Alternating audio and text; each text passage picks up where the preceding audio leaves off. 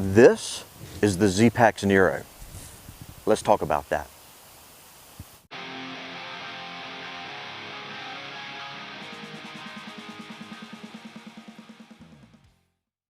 What's going on, hikers? Now, this is not going to be your typical review of a Zpacks Nero. I'm not going to talk about the specs or the weight or any other technical details. What I am going to do is I'm going to pull everything out of my pack and show you exactly what can fit inside your Nero, and this will let you know if you need to spend a little bit more time downsizing your gear, or if you're ready to jump right ahead to a super ultralight pack. Now, before I pull everything out of my pack, I just want to give you a few of my thoughts on the Nero. Now, the Nero is a one-size-fits-most pack. So unless your torso is extremely long or extremely short, this pack will fit you.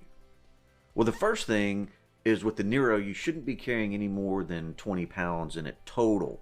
So that makes going up and down mountains much easier. And now the shoulder straps, they are well cushioned. I've never had any shoulder pain from carrying my pack. Now, the only negative I can point to in the comfort realm with the Nero, and this is not inherent to the Nero, most backpacks are like this, but the backpack just rests on your back. Now, if you have any experience with like an Osprey Exo series or even like a Zpacks Arc series, you'll know that there's a trampoline mesh that separates the pack from your back and allows airflow to flow between the pack and your back, which very nice. And if you have experience with that, that's one of the harder things to get over, is you get really spoiled in that respect. And I was coming from the Exo series, but with a pack that weighs 18 pounds loaded out, I'll gladly take the sweat on the back. Now, the Nero is made out of Dyneema composite fabric, or DCF, and DCF has a very high tensile or tear strength. The puncture resistance isn't that high. I've never punctured a Nero. However, I am mindful that the limitations of the Dyneema composite fabric is that it is not quite as puncture resistant. So just be aware of that. Now, one of the things that I do like about the Nero is that you can mix and match the accessories. What I mean by that is the pack comes stripped from Zpacks, and it allows you to build the pack that you want. So if you want shoulder pouches, you can buy some. If you want hip belt pouches, you can buy those as well. If you don't want any of it, then you don't have to buy it. Now, one of the things that I like most about the Nero is that it is made of DCF and it is waterproof. Therefore, you don't need a pack cover. Now, when I do pull all my gear out of the pack, I do use a Nylafume pack liner, and I'll talk a little bit about that in just a minute. Now, the Nero is small. I mean, really small. It is marketed as a 38-liter pack, but we need to break that down a little bit. Now, the pack body is 25 liters, and they come up with the other 13 liters from the outside pockets. So the takeaway here is that only 25 liters of space is going to be protected from the environment or the elements. The other 13 liters are susceptible to the weather. Now, the last little con, maybe it's kind of a con pro, if you want to go there, is the pack starts off at $199, which is pretty good for a pack. That's not too terribly bad. But once you start adding accessories, that $200 can easily eclipse $300, no problem. Now, the reason why I say that that might be a pro, not so much the price, but once you buy your accessories, you have your accessories. So if something should happen to your pack, you can just buy another $199 pack and then reuse your old accessories. So I like that about the Nero. All right, so that went a little bit longer with my little mini review, so I want to get straight to taking everything out of my pack. But before I do that, I do want to preface this with everything that's in my pack is specifically for the AT, and it's specifically for above freezing conditions. If you are going to be below freezing conditions, some of this gear, like the underquilt and the top quilt, a few things like that, are not going to be sufficient, and you're going to need something a little bit more substantial. Now, I will tell you that there's no way I could get a winter loadout in a Nero.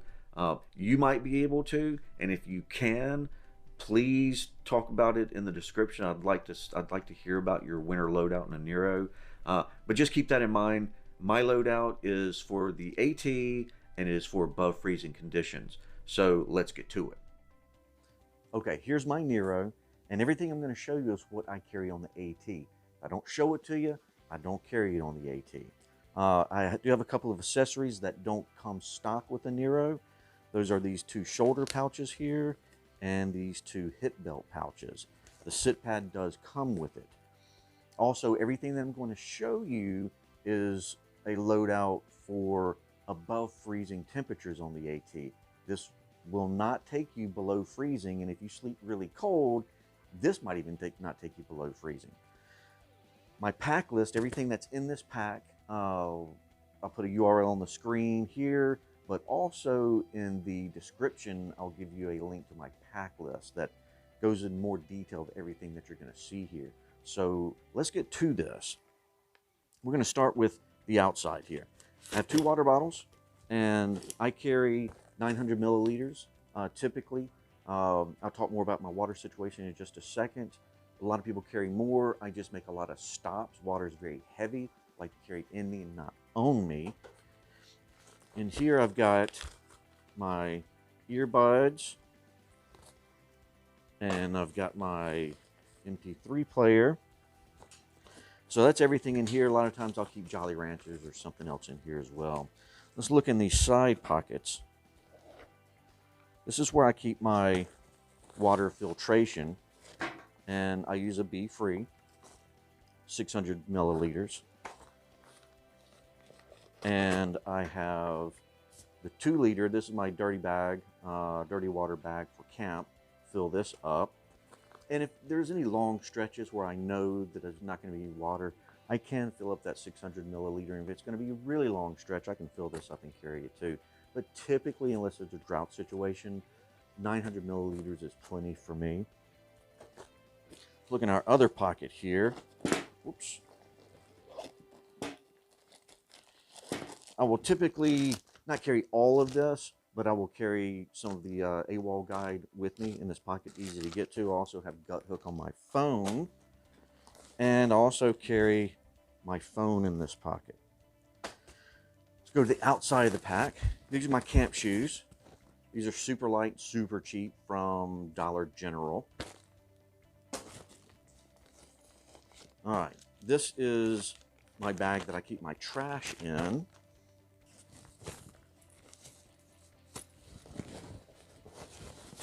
This is my tarp.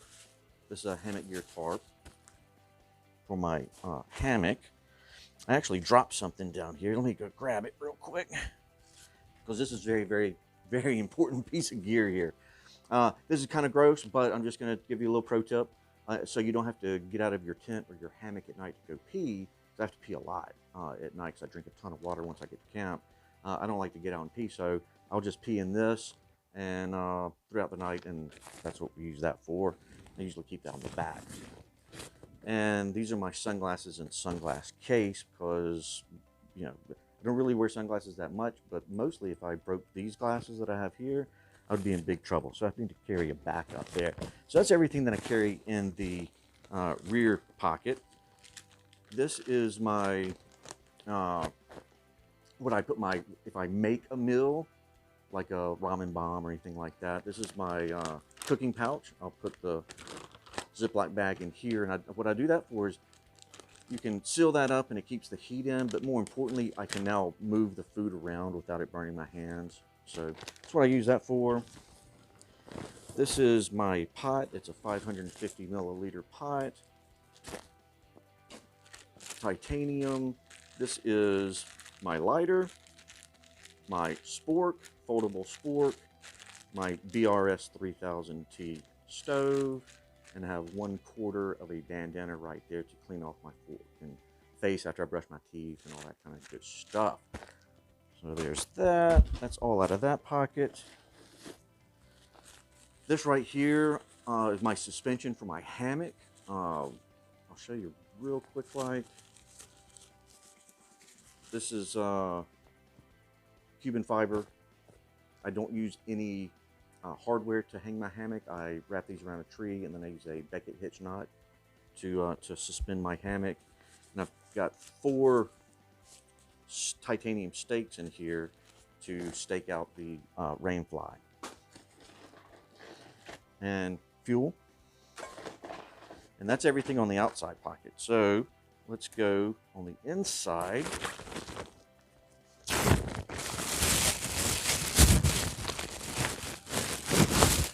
Food bag. Rain jacket. And if I know it's going to rain, I'll put this on the outside, but otherwise I will put this on the inside. And if it gets really cold at night, I can also put this down, or put this on rather. My hammock. See what we have here.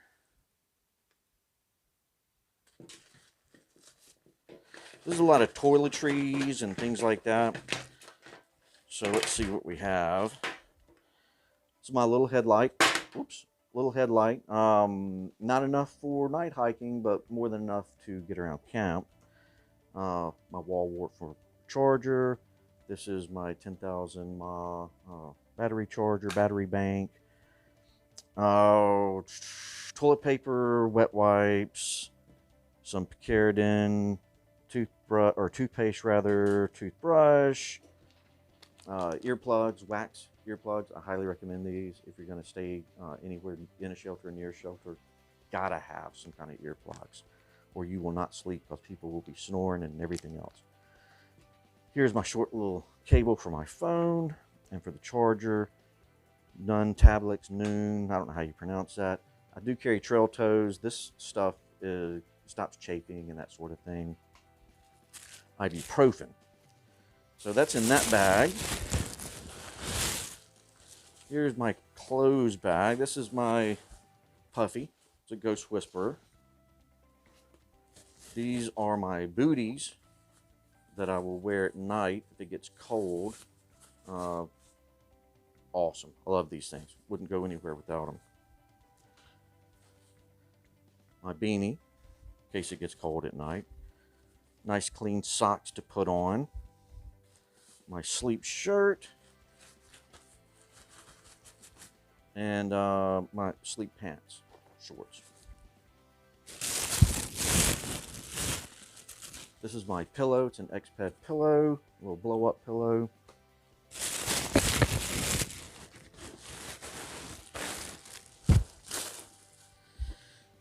This is my top quilt, and this is a Loco Libre Operator 50-degree top quilt. And I've taken all this gear down to right around freezing. This top quilt's awesome, doesn't weigh much of anything. Now, if it does get that cold, I'll put on my puffy and I'll put on all my layers to keep warm, but I take all that stuff anyway. So that's how I handle like cooler weather with not necessarily super cold weather blankets and quilts and things like that. And here's my Underquilt, which is another Loco Libre. And this is another 50-degree operator quilt. Now this is a 3/4 quilt, and works good for me. I'm short, I'm 5'5". If I was tall, I probably would not get a 3/4 length quilt, but it works great for me. One of the benefits of being short. What else do we have here? This hangs from my ridgeline in my hammock. And this, I put like my puffy and bigger things in here.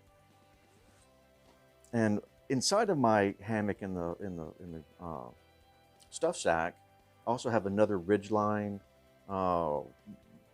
pocket holder thing that holds small things like my glasses and light and that sort of stuff. And then the last thing, this pack, of course, is waterproof. However, if it got punctured, or if maybe the taped seam somehow came, undone or whatever, I do have this, and this is a Nylofume bag, and this double makes sure that nothing's going to get wet in this pack. So, I have no pack cover with this. Rain falls on it, it's no big deal. It doesn't absorb water, but just in case, I have this, and works fantastic. And that's everything. that is absolutely everything I take on the AT for above freezing conditions. So I hope that helps you, and go look at the pack list and it will explain a lot more about all this gear. So hope this was interesting for you. If you liked it, give it a thumbs up, share the video, subscribe, and I will talk to you later.